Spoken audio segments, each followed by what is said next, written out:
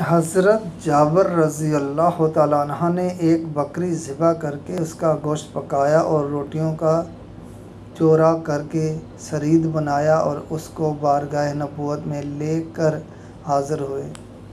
حضور صلی اللہ علیہ وآلہ وسلم اور صحابہ کرام رضی اللہ تعالیٰ عنہم نے اس کو تناول فرمایا۔ جب سب لوگ کھانے سے فارغ ہو گئے تو حضور رحمت عالم صلی اللہ علیہ وآلہ وسلم نے تمام ہڈیوں کو ایک برتن میں جمع فرمایا اور ان ہڈیوں پر اپنا دست مبارک رکھ کر کچھ کلمات ارشاد فرما دیے تو یہ معجزہ ظاہر ہوا کہ وہ بکری زندہ ہو کر کھڑی ہو گئی اور دم ہلانے لگی۔